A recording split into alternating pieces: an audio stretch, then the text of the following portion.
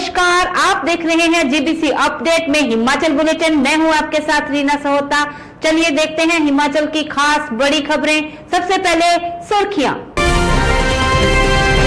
सियासी पिच पर 62 प्रत्याशियों में होगी कुर्सी के लिए जंग, जाने कौन कहां से लड़ रहा है चुनाव।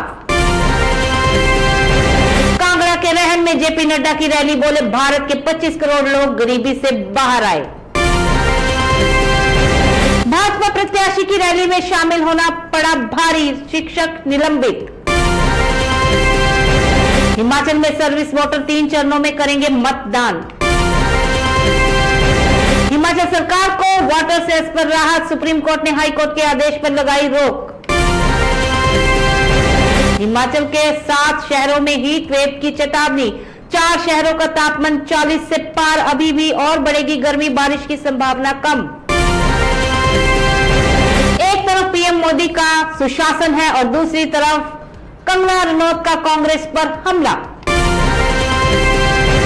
खतरे को देखते हुए 7 दिन से रेड जोन में मुल्तान बाजार। पर्यटकों के लिए खुशखबरी, जल्द ही सरचू तक बहाल होगा मनाली लेह मार्ग, काटी जा रही है बर्फ।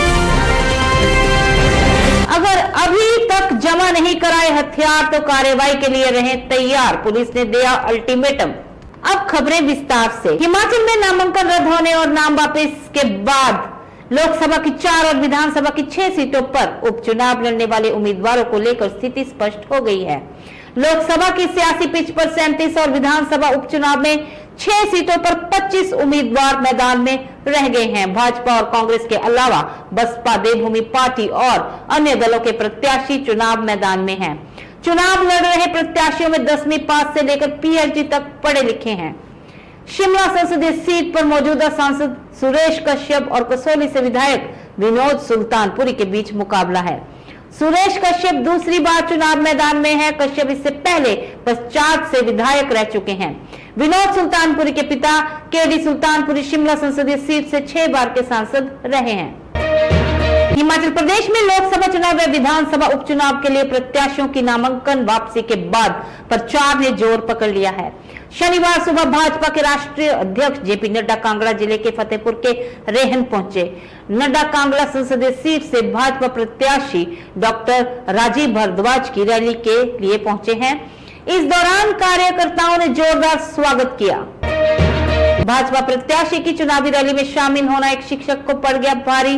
शिकायत मिलने पर कार्यवाही करते हुए शिक्षक को निलंबित कर दिया गया है। निलंबन के बाद शिक्षक का हेडक्वार्टर अब शिराई तय किया गया है।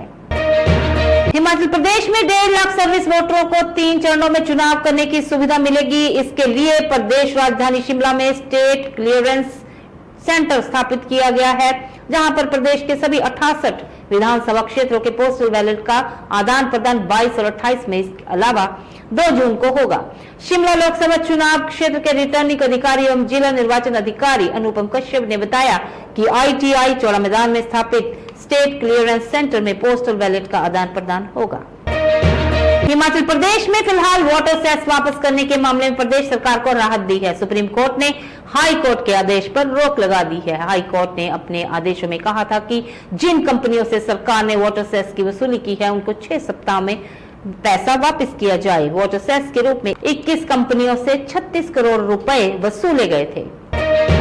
प्रदेश में भीषण गर्मी पड़ रही है। इसी बीच मौसम विभाग IMD ने राज्य के 7 जिलों में अगले 24 घंटों के दौरान गर्म हवाएं, लू चलने की चेतावनी जारी की है। IMD के अनुसार सिरमौर, बिलासपुर, हमीरपुर, कांगड़ा, सोलन, ऊना के साथ साथ शिमला के भी 1-2 स्थानों पर गर्म हवा चलने की संभावना है। लोकसभा चुनाव के मद्देनजर पक्ष और विपक्ष के बीच जुबानी हमले लगातार जारी हैं। इसी बीच हिमाचल प्रदेश में मंडी लोकसभा सीट से बीजेपी प्रत्याशी और बॉलीवुड अभिनेत्री कंगना रनौत ने कांग्रेस की पूर्व अध्यक्ष सोनिया गांधी पर हमला बोला है। वहीं उन्होंने प्रधानमंत्री श्री नरेंद्र मोदी की जमकर तारीफ की है। कंगना रनौत ने कहा है कि प्रधानमंत्री नरेंद्र मोदी कांग्रेस नेता सोनिया गांधी की तरह इटालियन नहीं है, जो हिंदी नहीं जानते। वह उस मिट्टी के बेटे हैं जो देश की प्रगति के लिए काम कर रहे हैं। प्रदेश के मंडी और कांगड़ा जिले की सीमा पर बसे मुल्तान बाजार में हुई तबाही के बाद प्रभावित 7 दिनों से होटलों में भी रहने को मजबूर हैं। जबकि खतरे की आशंका को देखते हुए मुल्तान बाजार का कुछ हिस्सा रेड जोन में भी शामिल है। फिलहाल रेड जोन वाले हिस्से में रहना किसी खतरे से खाली नहीं है। प्रशासन अब किसी भी तरह की चूक नहीं बरतना चाहता है। पूर्व में मुल्तान में कंपनी के आश्वासन पर प्रशासन मान गया है कि अब पहाड़ी से पानी आना बंद हो जाएगा, लेकिन उसी 10 मई की रात को पानी का जलजला आ गया था और मलबे ने मुल्तान बाजार में भारी तबाही मचाई। 15,580 फीट ऊंचे 12 लच्चा दर्रा में बर्फ के दीदार के शौकीन पर्यटकों सहित कारोबारियों के लिए भी खुशखबरी है। लाहौल स्पीति प्रशासन 2-3 दिन में इस सड़क को पर्यटकों के लिए सरचू तक खोलने जा रहा है। इससे यहाँ घूमने आने वाले पर्यटक 12 लच्चा दर्रा ही नहीं, हिमाचल सीमा सरचू के साथ लेह लद्दाख की ओर भी आवाजाही कर सकेंगे। अभी मनाली लेह मार्ग में बर्फ को काटकर सड़क को चौड़ा किया जा रहा है।